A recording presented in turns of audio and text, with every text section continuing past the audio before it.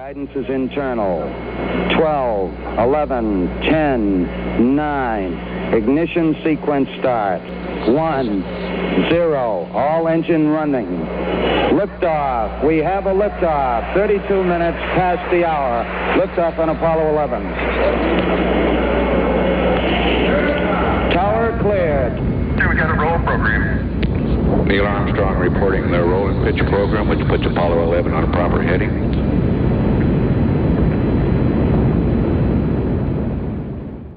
Hi, we're back in the Space Gallery, and today I want to talk to you about the mighty Saturn V rocket. This is what propelled us from the Earth to the Moon with the Apollo program. So the Apollo Saturn V rocket stands 363 feet tall, just a little bit taller than the Statue of Liberty. The only part that goes to the Moon and comes all the way back is this little part right here, of which I am standing in front of to give you an idea of the scale or the size of this rocket. So as the countdown's progressing, when they say T-8, you'll also hear them say ignition sequence start. That means they've just turned on the engines. It takes 8 seconds for them to get to up to full power and then to blast off.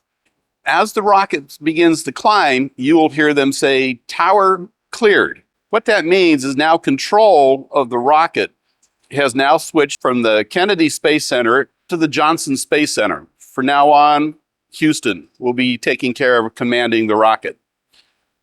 Next thing you're going to hear them say is roll program complete. Then they can start to pitch the rocket over. So the first stage will fire for only approximately 2.5 minutes before it runs out of fuel. The first stage gets us up about halfway, about 58 miles into space.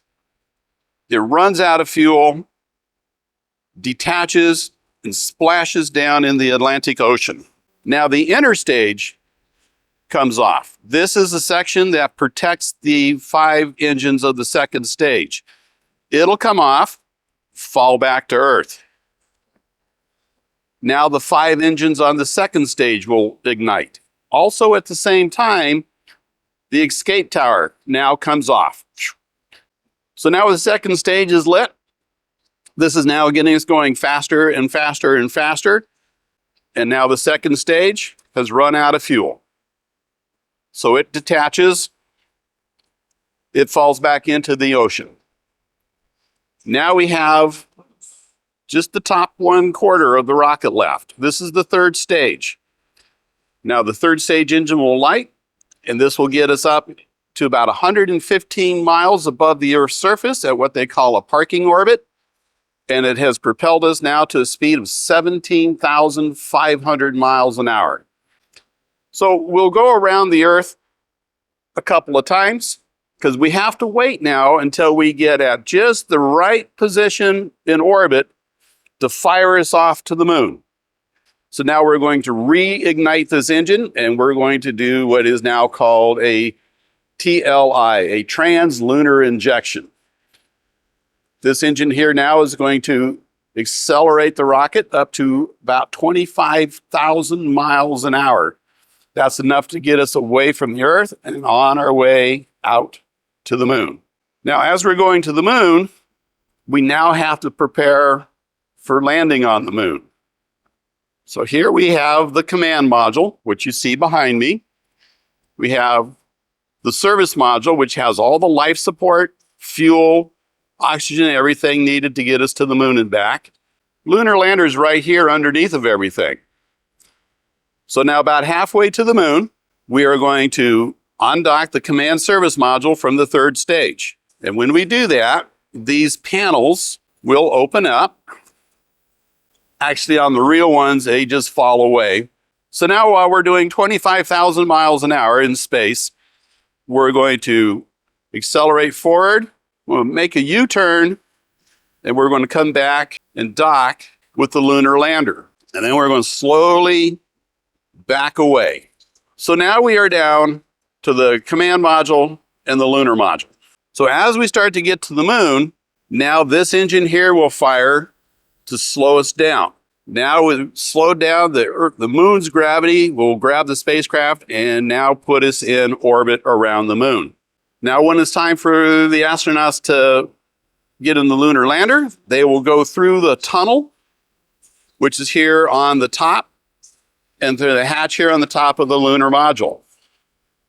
2 astronauts will transfer into the lunar module, leaving 1 astronaut alone in the Apollo spacecraft. They will then separate and slowly move apart. Now we have just the lunar lander, and now it will come down and land on the lunar surface. So the astronauts will get out, do their experiments, walk around, and then when it's time for them to come back, the Apollo service module and command module is still up in orbit. They have to wait now for it to be in the proper space in orbit for them to launch.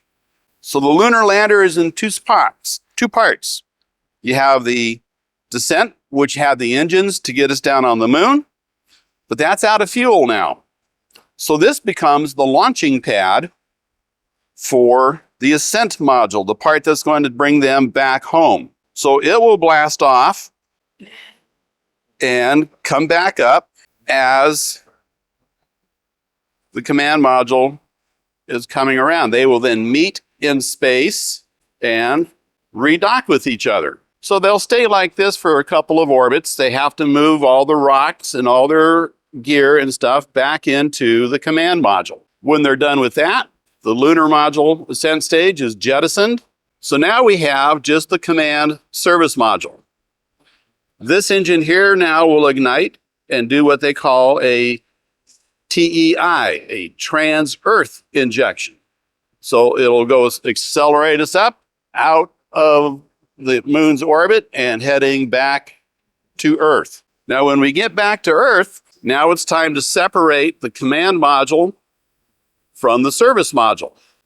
So it comes apart. This will just fall back into the Earth's atmosphere and eventually burn up. All that we have left now is the very top of the rocket, the capsule, and this will now re-enter the Earth's atmosphere. Parachutes will deploy, and it just splashes back down into the ocean. So out of a rocket that started off as 363 feet tall, all we get back is this little tiny 11-foot tall command module.